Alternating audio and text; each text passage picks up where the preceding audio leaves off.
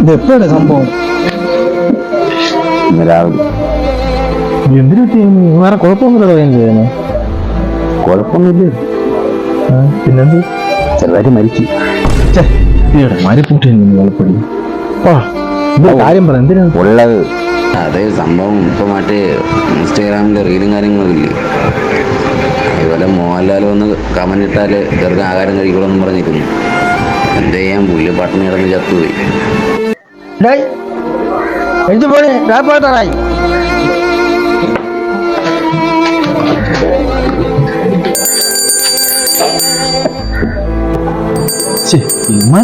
മരണ മണി അടിച്ചോണ്ട് അങ്ങനെ കറങ്ങൂടെ? കാണേണ്ടായിട്ട്.